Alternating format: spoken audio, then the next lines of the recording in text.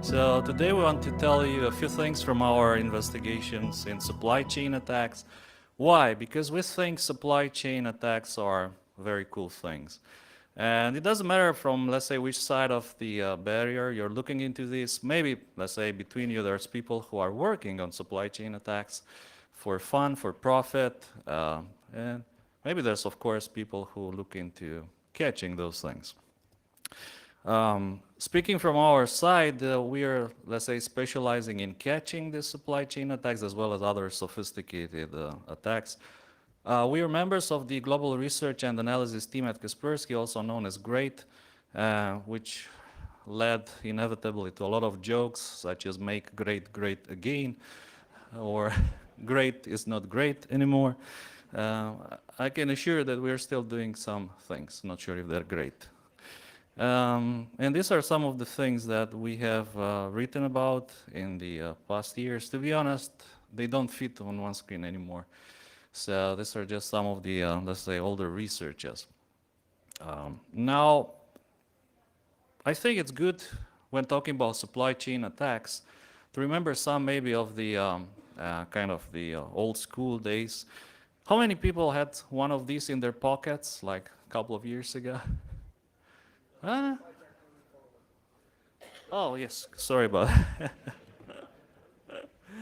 Let's see. Okay. How about the researches? And now they should be synced. All right, thank you for that. Technology. Right, so how many people had one of these in their pockets? Because it was like really surprising. Nobody had one of these in their pockets. I was like wondering, that's strange. Actually, my wife, she works for an American company, and she had one of these as well. And she had it until they replaced it with a software version of this thing that she runs on her laptop. And I was thinking, what's the point in having this as a software on the same laptop? So the idea is to have a kind of two-factor authentication, right? But that was an interesting story in 2011 when RSA actually offered to replace these tokens. And that was a kind of, let's say, interesting offer from the CEO of RSA. And I guess that one of the reasons for that can, let's say, be the fact that the RSA, they actually got hacked, I think it was in December of 2010, or maybe even earlier, when someone in, I think, HR received an email with an Excel file called 2011 recruitment plans, and that actually happened to have a zero-day exploit, installed a backdoor, and well, that was very nicely described by RSA, so kudos for transparency. But what was interesting is the fact that RSA probably was not the target of this attack. So around the same time, Lockheed Martin also detected an intrusion in their network. And Stephen Adegbite spoke about the kill chain back in the days when we were wondering what is this kill chain thingy. And nowadays, I guess it's everybody kind of knows. But well, one of the things, let's say, that were inferred was the fact that RSA was not really the target of this attack. But actually, Lockheed never confirmed that the intrusion was actually the result of the RSA breach, according to Adegbite. But some people, draw this conclusion that some of these breaches were actually related one to each other. And the attackers actually tried to breach RSA in order to obtain knowledge about the tokens. Not many people actually asked how can, let's say, breaching RSA can give them an advantage or give them the ability to hack into other companies. And why did the CEO of RSA offer to replace the tokens? That kind of suggests that the tokens were compromised, right? But that also suggests that RSA actually saved the keys from all those tokens in a database. So RSA actually they held the keys that were written in all those tokens, which is, I think, another interesting question. And why was that the case? Now, well, there was an open letter from the RSA chairman Art Coviello, and he actually confirmed that information taken from the RSA has been used in an element of an attempted broader attack on Lockheed Martin. So let's say we kind of know that these two incidents were connected to each other. So we also, of course, understand that Lockheed Martin, as a military contract, had pretty good security. So they were using all sorts of technologies into place, including two-factor authentication. So RSA was probably a key component in this whole equation into hacking Lockheed Martin. RSA was an important point. Now, well, another interesting breach which occurred around the same time was a Bit9 breach. How many people remember Bit9? I think they're now known as Carbon Black. They had an incident pretty much around 2011, and the hackers which breached Bit9, they got access to their code signing certificates, and they signed malware with the Bit9 certificates, which allow them to bypass the Bit9 solutions to target 3 customers. And Bit9 never acknowledged who were those 3 customers that were targeted with the information. But I think that overall, it was kind of interesting to watch all these 3 things happening at the same time: the RSA breach, the Bit9 breach, the Lockheed Martin breach. And for sure, they were not the only ones. There were like several ones which took place around the same time that were not publicized in the same manner. It's also interesting to see why Bit9 was hacked, and this is what they wrote on the blog, that due to an operational oversight within Bit9, we failed to install our own product on a handful of computers within our own network. We have a saying in Romania, which is the shoemaker doesn't have shoes. And the reality is this happens, that people, overlook systems. They don't install security solutions everywhere, even if those solutions could have stopped a lot of breaches. And they do acknowledge that only 3 customers were affected by the signed malware, the malware signed with the Bit9 certificates. And I guess that if we fast forward a bit to 2017, we see some similar cases. One of them, known as the ShadowPad case, this was in 2017. We got a call from a financial institution who was not our client. However, they said they have some unusual traffic in their networks and they want to hire us to investigate because they can't pinpoint the source of that unusual traffic. And we went to this financial institution. We also looked at the system that was making the traffic, and that system was actually one used for payments in that bank. And we couldn't identify any malware by looking at the files on disk. So we dumped the memory, we dumped that system, and we started looking for the unusual network traffic in the memory dump. And then we found there was a piece of software running on that machine from a company called NetSarang. And that was actually a legitimate software used for remote management. But inside this software, there was an interesting piece of code that would attempt to contact a bunch of random domains. And in the beginning, we weren't entirely sure if this is a, let's say, desired behavior. Maybe, it's a legitimate software which is expected to do these things. But when we compared it with older versions of the software, we discovered that that piece of code has been injected into this software from NetSarang. So we got in touch with NetSarang, and they did a brilliant thing at mitigating the attack. So what happened here was another quite interesting case when NetSarang was breached with the purpose of injecting this backdoor in this software that was actually used in a lot of enterprises around the world. And that was, let's say, the entrance into all these different companies for a very interesting APT group that has been around for quite a long time, and I guess that, in my opinion, they're probably the masters when it comes to supply chain attacks. So if we look at the code from this malware that we recovered from the NetSarang case, We discovered that was quite similar with a plugin from an older WinNTI incident. WinNTI is another interesting APT group, and you'll see how it all falls into this equation. And if you look at the code, it's pretty obvious what it does.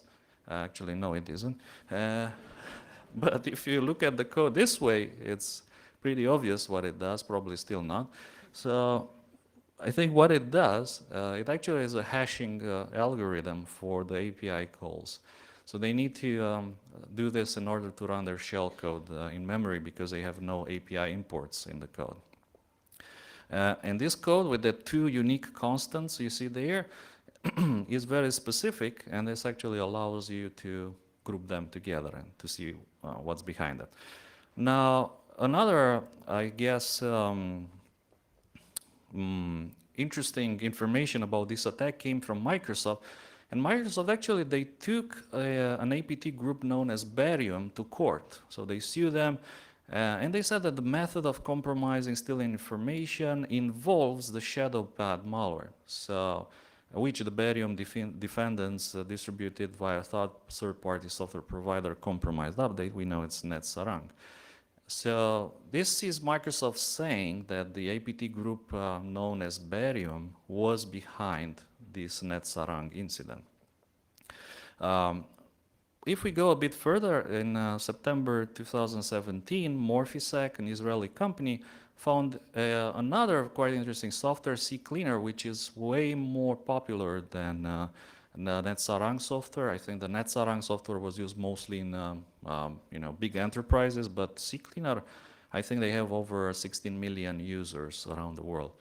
And one of the updates of CCleaner came with a very interesting piece of code inside, which performed kind of a remote backdoor functionality. And if we, again, look at the code, and this time there's no C code to help, I think. But if you look at there, it's a custom base64 encoding, and this is actually identical to the code used in a backdoor called Missile from an APT group known as APT17, which falls into something that people have called the Axiom umbrella. And there's a paper from Noveta, which I guess is the definitive paper on the Axiom group. But to be honest, the Axiom group is something which is so big that there's a lot of different APT groups and operations which can fall under that. But nevertheless, the CCleaner attack is again confirmed by Microsoft at the Virus Bulletin conference. John Lambert from Microsoft said that the Barium APT was also behind the CCleaner attack. So we have the Barium APT group behind the CCleaner attack. We have it behind the Shadowpad attack that we discovered. So I guess that the kind of a picture starts to form. And we also looked at other samples that have the same base64 code, and some of them are of a malware called HiKit, and others are of a malware known as ZoxPNG.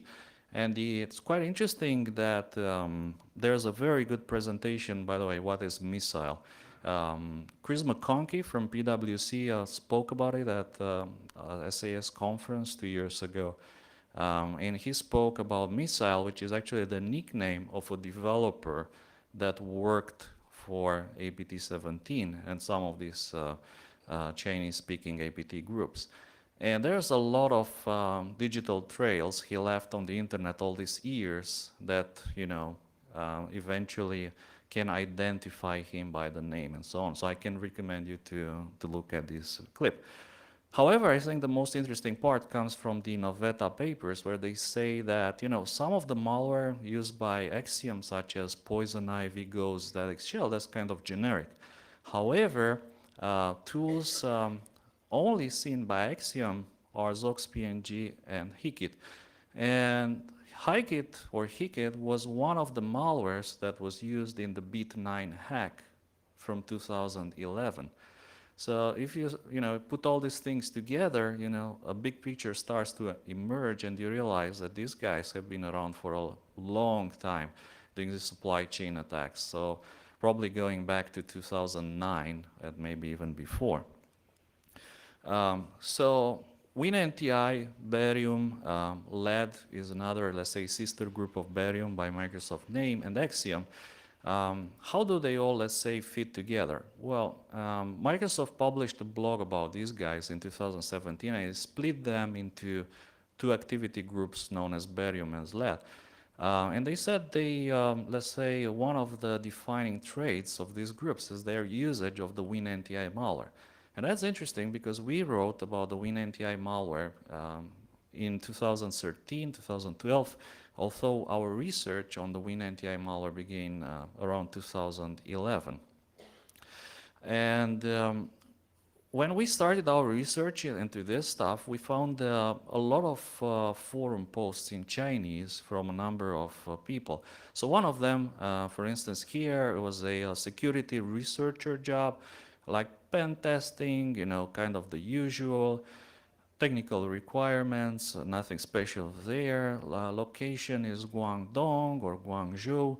And there was a very cool comment there. We said powerful background and no comments. And if you're competent, you can contact us at these addresses. And you see that there's like a free meal, apartments, a villa of 200 meters, and even a single completed project will provide you with the money for your monthly expenses. And some people on the forum actually replied. One of the actors, Merchancy, or MER4EN7Y, he replied to this job offer. And Merchancy is actually one of the WinNTI actors that we identified. And he said, aren't you recruiting people for APT? Guangzhou is actually too far, but anyway, I support it. While other people on the forum, they said that powerful background actually means that it's supported by the government. And it's kind of funny to see what happened to Merchancy. A couple of years later, in June 2017, he was indicted for hacking into Capstone turbine. And we have him, let's say, quite nicely identified as an individual named Gao Hongkun, together with a few other perpetrators. But putting together all these different points and the trails they left behind all these years, you realize that they've been doing these things for a very long time in a very, very persistent manner, compromising different companies as a means to get into other places. So obviously why this is happening, I guess that one of the reasons is that we built pretty good defenses. Everybody nowadays has antivirus, firewalls, sandboxing, next-gen, whitelisting, and actually bypassing all these different walls is getting harder and harder. The truth is that the high-end actors will always find a way to breach a target. They'll have a 0 day for anything, right? And they will eventually breach that target. So to be honest, high-end actors don't need this kind of supply chain attacks. However, medium-tier actors, let's say, this is kind of their bread and butter. So groups such as those under the bigger Axiom umbrella, Barium, APT10, this is, I think, one of their, let's say, top methodologies. And, the low-tiered actors will just have to move on to other targets. Now, why are they so hard to discover? Well, mainly because they abuse the existing trusts, such as code signing certificates or trusted update mechanism. So we had the case with WannaCry a couple of years ago, which happened because people didn't install patches. However, a few months later, we had the MEDOC incident in which, the patches for MEDOC injected the malware into all the victim systems. And the problem is how to spot a tiny malicious code fragment, which can be a few kilobytes in size, within 20 megabytes of clean code, which is the proverbial needle in the haystack. So these are, I guess, the main reasons why they're so hard to discover. Another thing is that there's a lot of hypes and rumors about supply chain attacks. For instance, how many people heard about the Supermicro story? Okay, let's do a check actually. How many people believe that this story is true? One guy. Okay, that's good. Or two guys. How many people believe it is untrue? Okay, a few more. And there's a lot of people who are probably not sure it's either way, right? Well, when Supermicro actually published the story, they put a picture in that story, and that is, you see there the main board of a high-end Supermicro server, and they circled a very small dot on the main board, which is allegedly a small chip near the near the main board, the BMC, the baseboard management controller. And I know a lot of people who actually opened their Supermicro servers, one of them being myself, and started looking for that rice grain on the main board. And it wasn't until Kim Zetter posted on Twitter, like, if you're hunting for malicious chips based on the GIF from the story, it's just an illustration. So, yeah, how many hours of time people wasted looking for that? So I can confirm that at least I wasted a few hours on that. So let me ask Vitaly to tell a few words about some other cases of supply chain attacks. Vitaly. Thank you, Costin. Good morning, everyone. My name is Vitaly, and I came from Singapore, and I'm extremely excited to be in Canada. It's my first time here, and I spent last 5 years in Singapore, where we have 33 degrees Celsius every day, 365 days a year. And I was extremely excited to see snow this morning outside. Yeah, and my slides, they are also a little bit spiced with this technical ingredient. So if you see too many technical screenshots, just start yawning massively. Okay, so I'll just flip it quickly. I wanted to start from the best of the supply chain attacks. In my point of view, I gave it an Oscar among supply chain attacks. It's this one. That's the ATM card management software. Oh, sorry, you don't see it. Just a moment. Let me see. Okay. The ATM card management software called Smart Card All-in-One or X1 that was available on a number of forums. Well, you can quickly look into this, and those security researchers realized that this is apparently not the legitimate one. In fact, that one was distributed through a number of, crooks on the criminal forums, cyber criminal forums, and apparently that was not legit. So it was used, they promoted it as a tool to flash those cards that contain chip on the card that were reprogrammable. So it actually put some real banking account information of other stolen cards onto those cards that you have, the white kind of blank cards. And that was basically the database management software and also flashing software that required this USB appliance basically to do the flashing. So the fun part of this is that someone decided to enhance this by adding a dependency to a zlib.dll. That's generally known as compression library, but the legitimate one is called zlib1.dll. So that looks very much legit.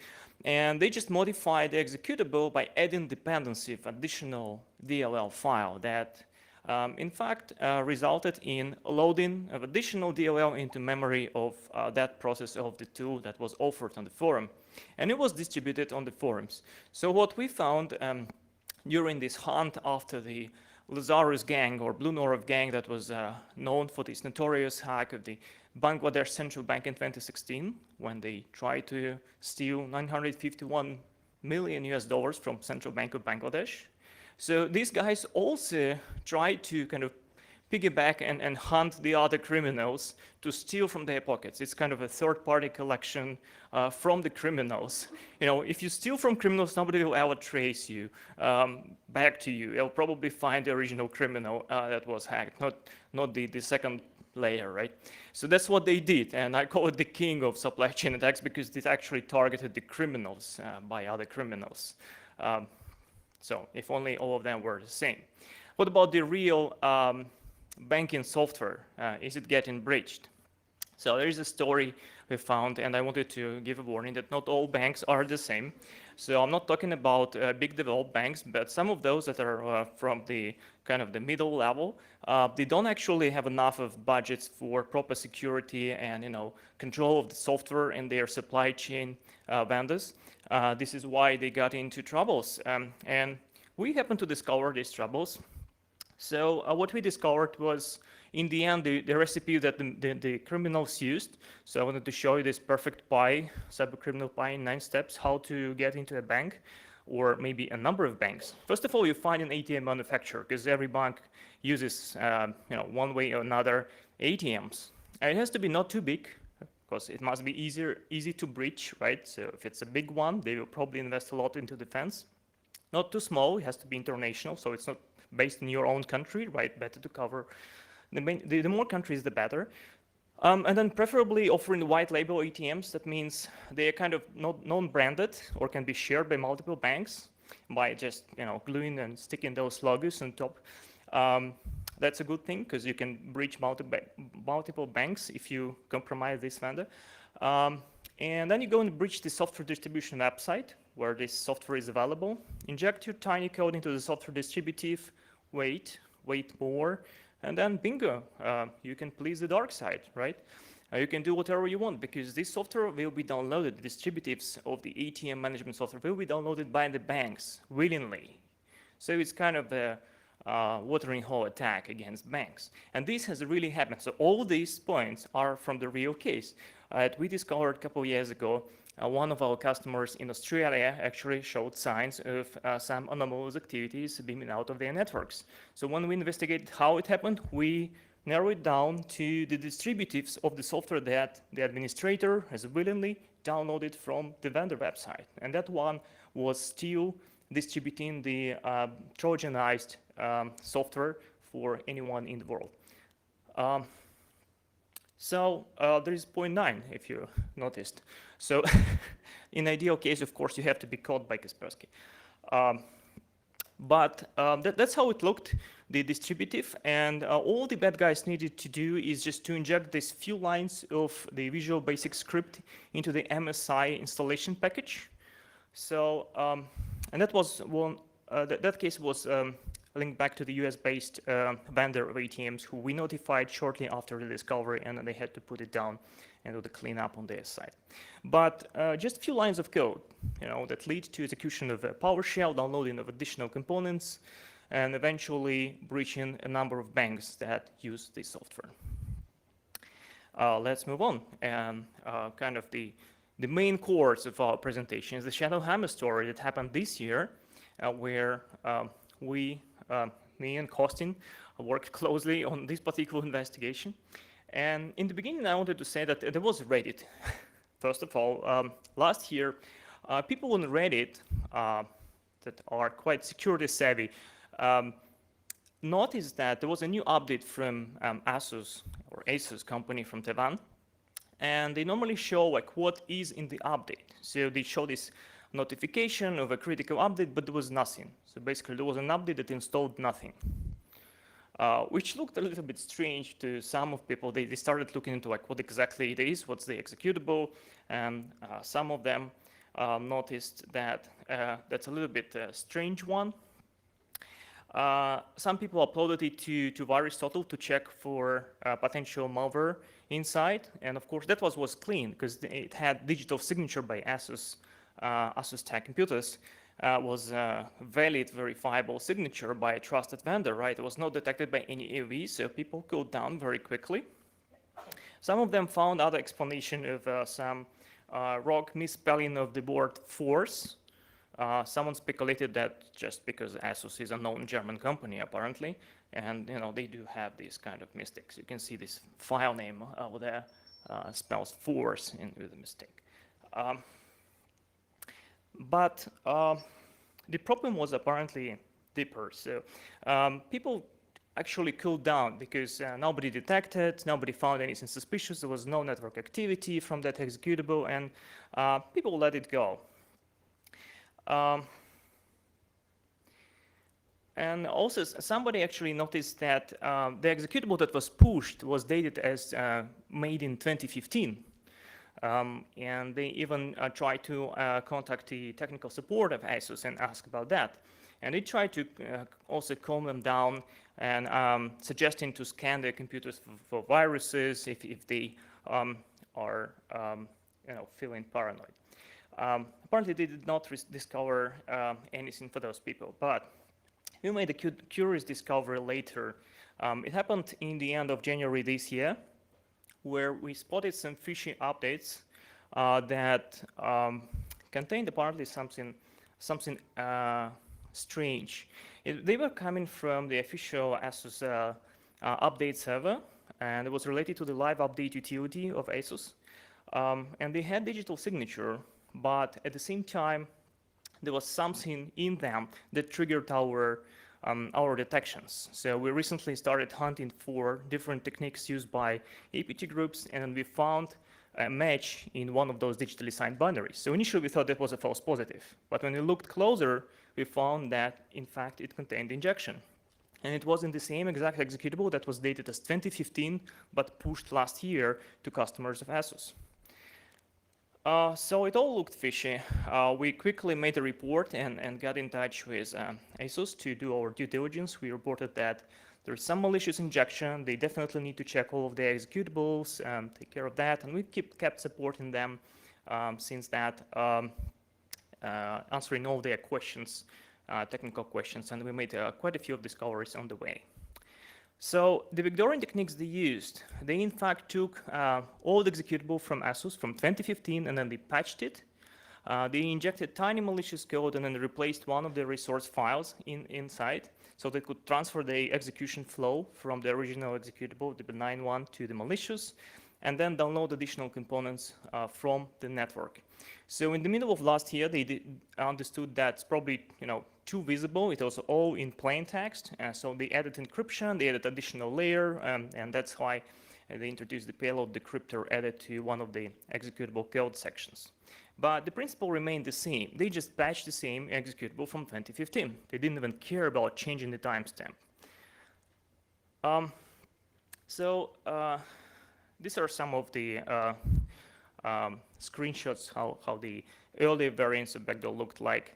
Nothing special, but just allocation of the memory and then running that executable code in that block. What was interesting is this original PDB path or program debug database. Oh, I see you started yawning. Okay, that's good. I'll start doing this. So you can see that they created a project called ASUS shellcode, which means they specifically programmed that payload for ASUS individually. So they did not reuse any of their tools. They made it specifically for this company, which is kind of cool. They definitely cared about not being detected. So in the new variants, they just changed the technique, how they inject the code. They replaced one of the common runtime functions, so it's standard functions added to executables while you compile it in Visual C. So it looks very much legit. So they just hijacked the address where the call is being made to their own shellcode loader, basically. So go through this. Another odd thing we found is that there are actually 230 of unique samples that we discovered, and we wonder why they're all different. And they all contain these strange tables of hexadecimal numbers. And then we analyzed what was those numbers. They were actually quadruples of numbers altogether. They formed the MD5 hash of the MAC address, your physical address of your network card, be it Wi-Fi card or the LAN network card. So they try to target people individually by their MAC addresses. Sometimes if you have two network cards installed, usually just LAN and Wi-Fi, they would verify both MAC addresses per victim. So they were very, very precise, and they really cared about who will get hit by this. Although this update from ASUS was pushed to probably hundreds of thousands of users, they only were after a few hundreds of users. And it's still not very clear who those were. We tried to find the targets. We even started an open campaign, verify if you're in that list and so on. We released a free tool to check if you were targeted. But so far, we haven't seen any real hits. There were some false positives, some Huawei 3G modems, for example, were in the list, but they all shared the same MAC address for some reason, so all devices had the same. Those were false positives, but no real victims came back to us. We could only make this breakout by the vendors of the manufacturers of the network cards. So apparently the leading one was Asus Tech Computers itself, and then there was Intel and Otherwave technology. So it doesn't tell us much who exactly were those targets. Were they politicians? Were they scientists? Were they security researchers? We don't really know. It's still a mystery now. But the story doesn't end here. So there is actually extension of this. Once we found Asus, we started hunting for more using detection for the technique itself. And very quickly, within days, we found more. It all happened in beginning of February. It was boom, because I live in Asia, and there is such thing as Chinese New Year. It's pretty much like Christmas in the Western world. And you can imagine that role I had when I had to call Asus and a number of other vendors and tell them just before Christmas that they are breached, the digital signature certificates are stolen and abused to distribute malware from their own websites. That's not type of news you probably want to report to the vendors.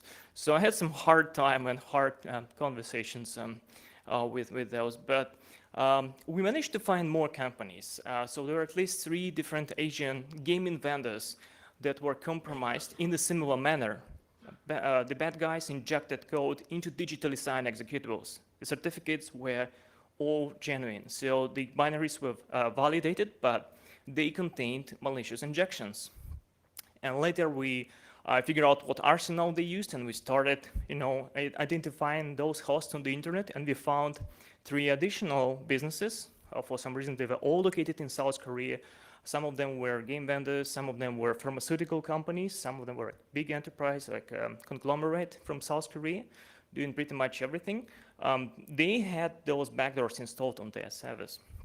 But the beginning of the story, like all this malware became linked to one actor, or at least the group that is known as Axiom Umbrella. So it's basically several groups, perhaps several actors, but kind of linked to each other. Initially, they were reported to us in the end of November. One of our partners came to me and said, look, I have this sample. I don't know what it is. Can you tell me if it's malware or not? And I'm like a reverse engineer, said like, okay, a couple of hours and I'll do this. I spent a couple of hours, no. Like day, no. Few days more, I couldn't break that. It was like a very sophisticated commercial grade packer, the virtual machine based, which is usually hard to unpack. But on top, they had additional protectors. I'm going to show you this in a few slides. But first of all, just linking these all cases together. The NetSrank story that Costin mentioned, the ShadowPad breaching this Korean vendor of server management software, NetSrank. There was a sign in this case of the gaming vendor that they also use NetSrank internally. So it's just a coincidence, but it could be also a vector of how the attackers could get in. Then in Cyclina story, where ShadowPad is also seems to be responsible, it was published by Avast, the company that now owns the Cyclina software, that Asus was among the targets that received second stage payload. That means they were breached, in other words. They were targeted and then they were breached. So it could also be a precursor of these attacks that we see this year. So it's stretching over many years. And also there is a link through the Korean Konkuk University. There is a command and control center, and that there were 2 different command and control centers, but they were all in the same small IP range, /24 network.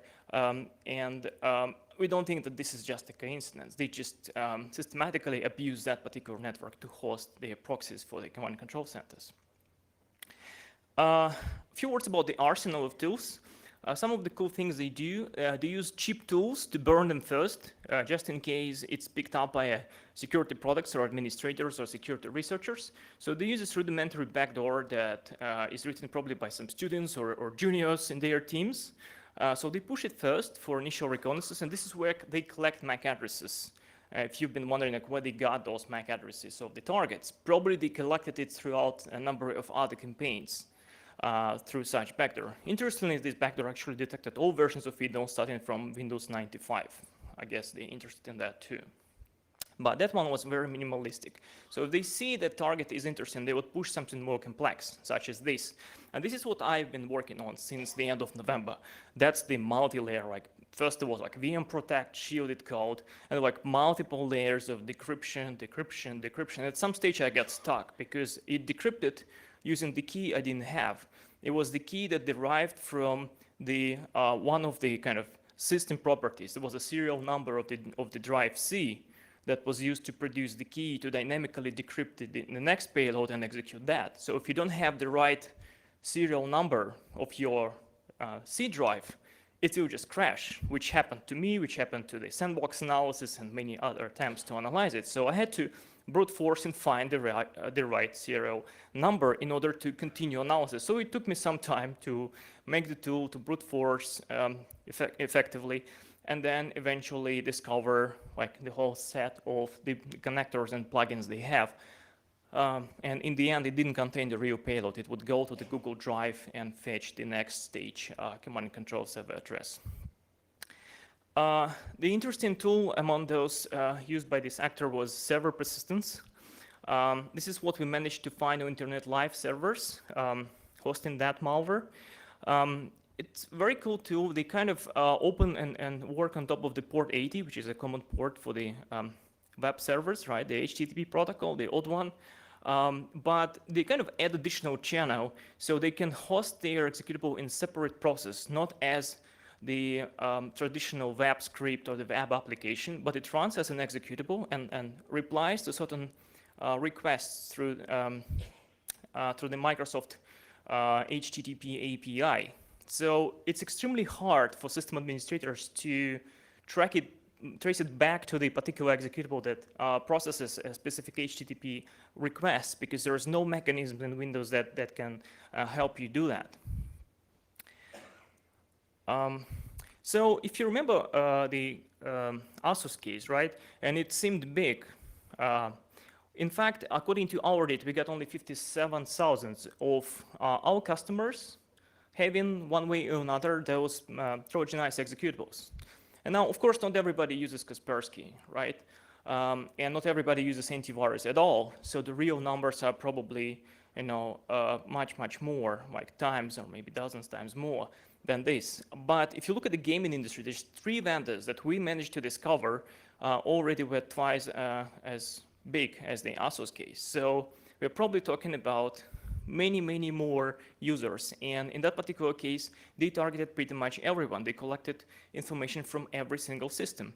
In ASUS case, they were much more careful. A few hundreds were targeted, so there was no network connections, no network activity noticeable on those systems that were not targeted. So gaming, the users from the video gaming world, of course, don't care that much about suspicious connections, and they're less security cautious. That's why they targeted everyone to get as much information as possible. So coming back to the malware injection technique, I just wanted to highlight that in ASUS case, they did tiny injection into original executable, and in the gaming vendors, they did something very different. The malware was seamlessly integrated into executable. It looked like the developer put it there in the source code from the reverse engineering perspective. And this is where we were wondering, like, were those vendors having some inside job or what? Like, but 3 companies at the same time, it didn't look like real. So it must have been something else. So we kept looking, and we found that in fact their development environment was breached. So this is like the next stage of compromising supply chains, where not particular software that was created is Trojanized, but the development tools are Trojanized, so that everything you produce with these development tools will have a Trojan code inside. So it's like a meta breach, I would say. And it is very, very hard to notice. They just changed this link.exe from the Microsoft Visual Studio toolset.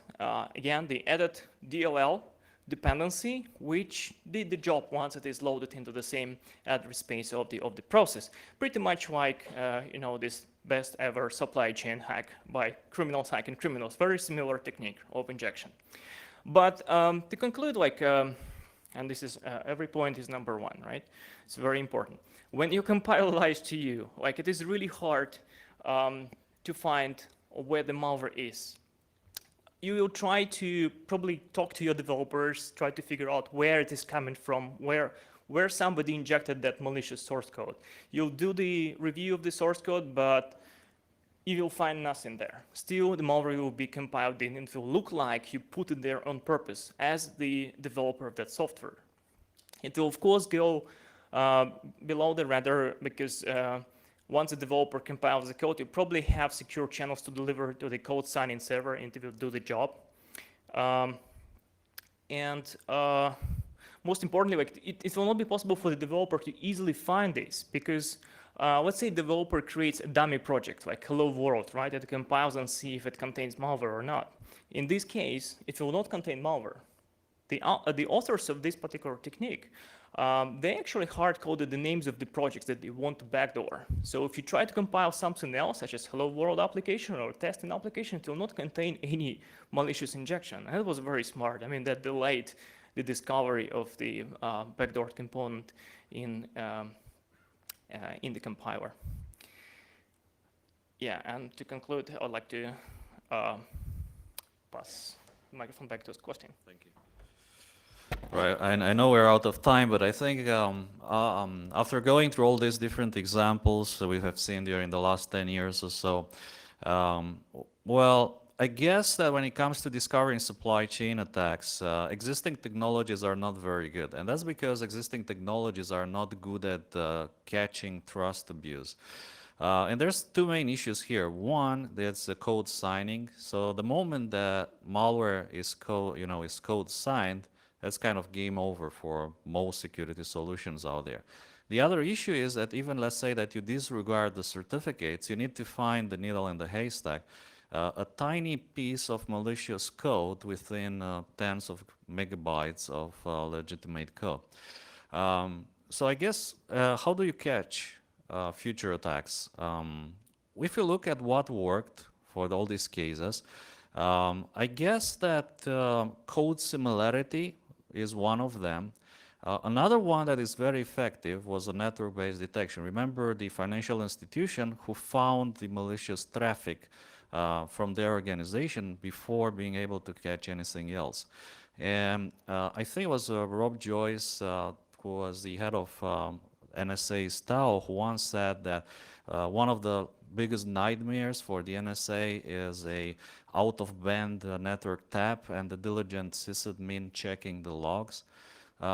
So when you apply this lesson and you look at the logs, these can find supply chain attacks. Doesn't matter if they're hardware, software. Eventually, those need to exfiltrate information or connect to their CNCs. Program flow analysis is one technique that we've been playing with, trying to see how a new version of a program differs from previous variants. The only issue is that some of these attacks, they're getting smarter and smarter. And in the case, for instance, of the ASUS incident, they wouldn't reach out to the CNC unless one of those MAC addresses were found.